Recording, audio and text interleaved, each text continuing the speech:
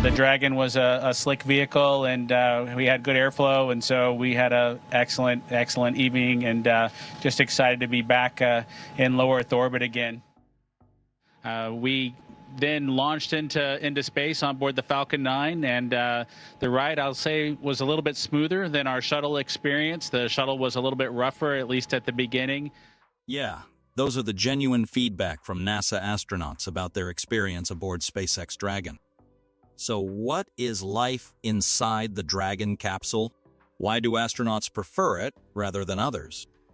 Discuss everything about this in today's episode of TechMap. But before we begin, our team extends a warm welcome. Don't forget to subscribe to the channel and enable notifications to stay up to date with the latest news from SpaceX and the world of space. With that in mind, let's jump straight into today's episode. As you know, Crew Dragon is a variant of Dragon version 2 besides cargo, which is the only human-rated orbital transport, as well as plays a major role in NASA's Commercial Crew program, aims to ferry astronauts to and from the ISS. From its maiden launch in 2020 until now, the Crew Dragon capsule has achieved many achievements. Take, for example, on earlier June 2023, SpaceX tweeted that Dragon surpassed the U.S. record set by the Space Shuttle for most visits to the station by a spacecraft type. Especially at the time I made it report, Dragon made it dock to the ISS 7 times within the framework of the Commercial Crew program. Meanwhile, its companion in the project, Boeing's Starliner, received more funding than Dragon, but only docked with the ISS once in 2022.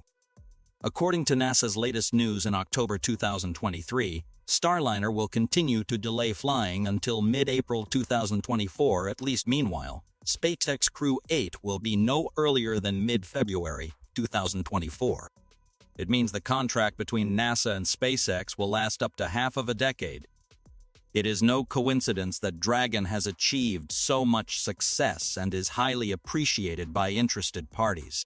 You can see, besides the sleek appearance, the spacecraft stands out by its modern and solid design. When looking from outwards, Dragon is a block consisting of 2 main components.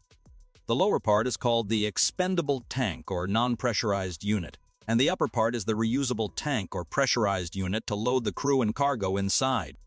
In addition, the capsule also has a hatch located in the cone-shaped nose used as a docking port to the space station, or a domed window and cabin door on the side. 16 Draco thrusters are powering the Dragon capsule, and 8 Super Dracos act as the Launch Escape System, or LAS. The system plays an important role in any crew spacecraft since it will quickly separate the capsule from its launch vehicle in case of an emergency requiring the abort of the launch, such as an impending explosion. The system was tested in January 2020, showing that it was fully operational for the maiden launch of Crew Dragon. Fortunately, the LAS has not been used in actual missions to date, and that is a strong testament to Dragon's reliability and safety. Not only does it stand out for its high level of safety, but SpaceX's spacecraft also has a modern interior comparable to a 5-star hotel. When you open the cabin door and look inside, you will see a space with 2 main tones of black and white reminding us of the quiet luxury style. The capsule has a fairly large volume of 9.3 cubic meters, so it can accommodate up to 4 astronauts with stored cargo below. That design keeps astronauts comfortable during long-hour flights. Poor Russian cosmonauts when they have to squeeze inside the Soyuz prison. In a newspaper titled "Step Inside Crew Dragon" of CollectSpace.com, SpaceX opened the hatch to its Crew Dragon spacecraft, revealing something interesting about the spacecraft's interior. Crew Dragon was designed to be an enjoyable ride. With 4 windows, passengers can take in views of Earth, the Moon, and the wider solar system right from their seats, which are made from the highest-grade carbon fiber and Alcantara cloth. Crew Dragon's displays will provide real-time information on the state of the spacecraft's capabilities. Anything from Dragon's position in space, to possible destinations, to the environment on board, SpaceX added. The computer system inside Dragon operates according to automation and integration mechanisms. Take, for example, astronauts will connect to the control system of the capsule via the suit seat system. The core of the system is an umbilical cable connecting the chair and a port on the thigh of the suit allowing nitrogen to flow into the sub's air duct, cooling astronauts.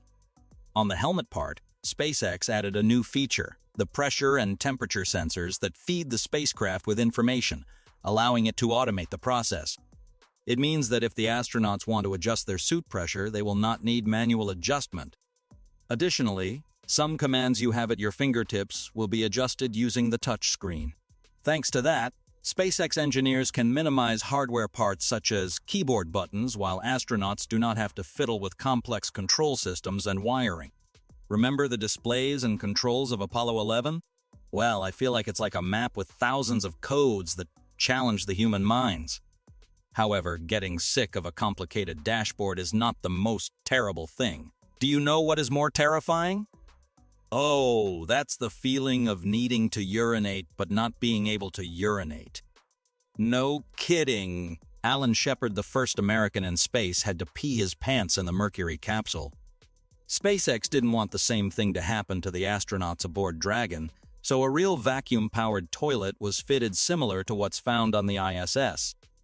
Surely at this point, some viewers may wonder where the unpressurized cargo of the crew will go. Oh, here's a fact that won't shock you too much, because the 12-foot-long trunk, in addition to being the main source of energy for the Dragon, is also the main storage place for human organic trash. It is a common design style on any flying vehicle, including airplanes, in which waste moves through the plane's pipes to the back of the plane and resides in a tank. I hope the above will help you better understand life inside SpaceX Dragon capsule. Like all of you, I also have the dream of one day stepping into this capsule to get the most authentic feeling. This is not just about the fact of enjoying the luxury interior, but also about the desire to relive the historic moment 3 years ago. Indeed, in 2020, 2 NASA astronauts, Bob Behenken and Doe Hurley, opened SpaceX's Crew Dragon Endeavour's hatch at 1:02 p.m. EDT and entered the International Space Station a short time later. The event is under the Crew Dragon Demo 2 program. The arrival marked a major feat, the first docking of a crewed U.S. spacecraft at the station since NASA's shuttle fleet retired in 2011. It's also the first docking of a commercial spacecraft carrying humans. Doe Hurley, NASA astronaut and first SpaceX Crew Dragon spacecraft commander, could not hide his emotions. We have to give credit to SpaceX, the Commercial Crew Program, and of course NASA. It's great to get the United States back in the crewed launch business, and we're just really glad to be on board this magnificent complex. Thanks to the great efforts of SpaceX, the U.S. has gradually escaped dependence on the Soyuz program to transport its astronauts to the ISS because the space shuttle stopped operating in 2011. NASA crews are also no longer concerned about the cramped space inside that old technology spacecraft. At the same time, Dragon's success paved the way for a new era of the U.S. aerospace industry, the field of commercial space activities. What makes the difference between SpaceX's Dragon capsule and any traditional spacecraft? Does it depend on who made it? Yes. However, most important are always the R&D principles that manufacturers pursue. This is confirmed by astronaut Garrett Reisman, who helped develop SpaceX's Crew Dragon capsule and also has experience working with NASA. A NASA veteran who flew on all 3 space shuttles across 2 trips to the ISS, Garrett Reisman was selected by NASA as a mission specialist astronaut in 1998. After leaving NASA in early 2011, he joined SpaceX, where he served in multiple capacities, most recently as the Director of Space Operations. Most notably, he helped the company to develop the human-carrying Crew Dragon. Garrett Reisman is someone with experience in 2 radically different space organizations that are cultures apart when it comes to getting things done. Here are his personal thoughts on what kept SpaceX and its Dragon capsule moving forward in the marathon with the legacy agencies. SpaceX likes to move fast and adjust on the go, while NASA is far more cautious in its decision-making. This cultural gap is perhaps best exemplified by Reisman's experience of trying to get a change to the space shuttle. NASA had a shuttle cockpit avionics upgrade program to tweak the vehicle's information displays, but even then the team was extremely limited. Reisman's job was to develop a new way of doing procedures in case of, say, engine failure. These procedures used a physical paper guide, so astronauts had to flick to the correct page. identify the fault, and follow the instructions. He suggested the improved method by using a table computer hooked up to the vehicle's telemetry string. That way, instead of identifying the fault and flicking to the correct page, the tablet could locate the relevant issue and display the proper instructions. That immediately got shot down, he says.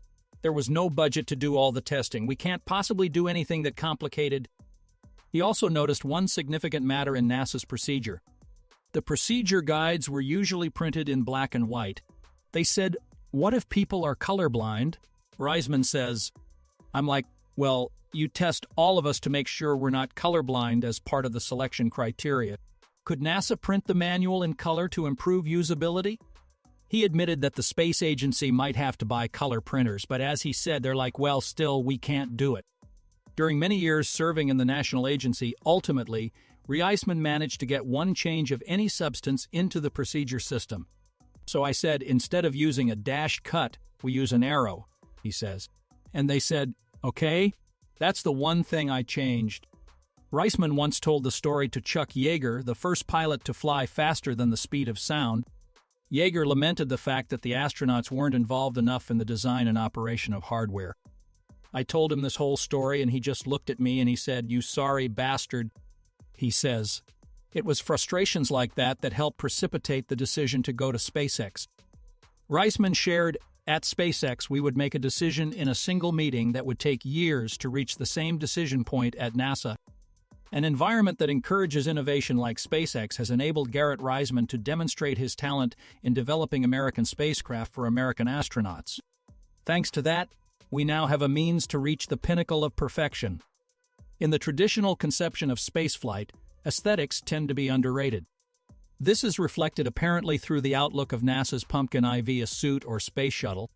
Nevertheless, Elon Musk broke the rule.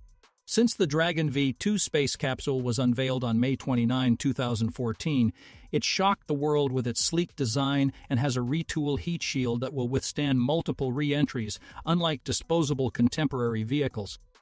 The spacecraft also has retractable legs that allow it to land and take off vertically.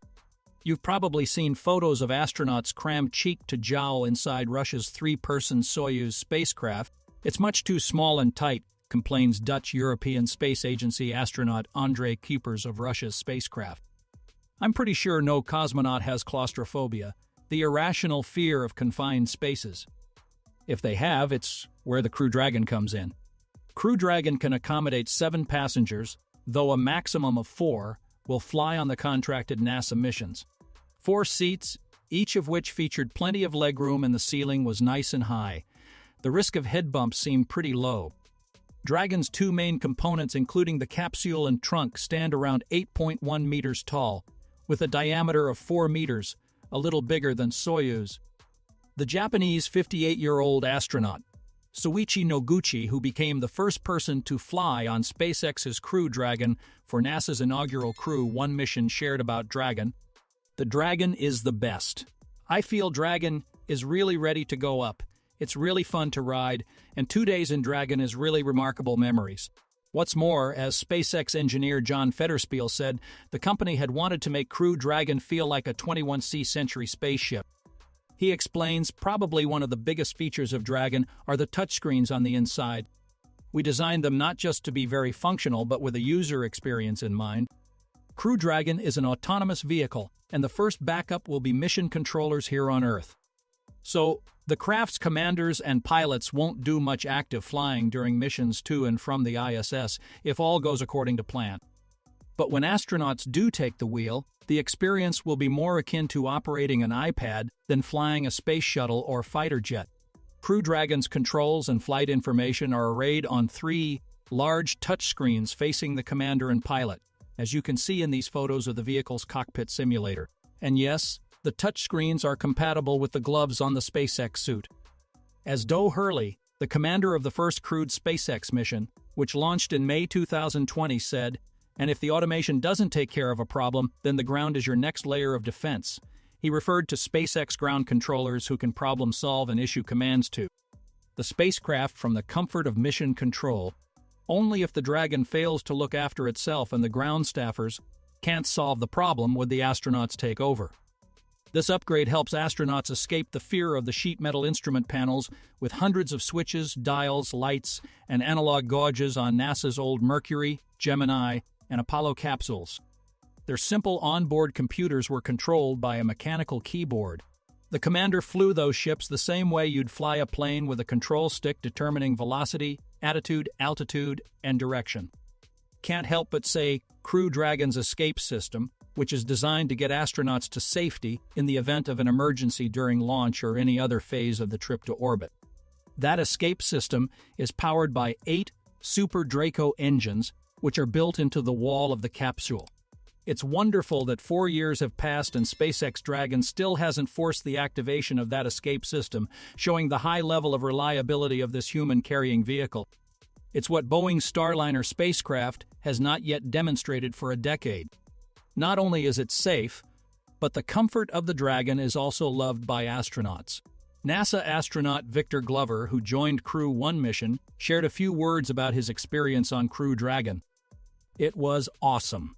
Dragon performed superbly," Glover added. "Once the second stage cut off and you're floating, I've been able to feel that for a few seconds, but to have that for an extended period was just truly amazing."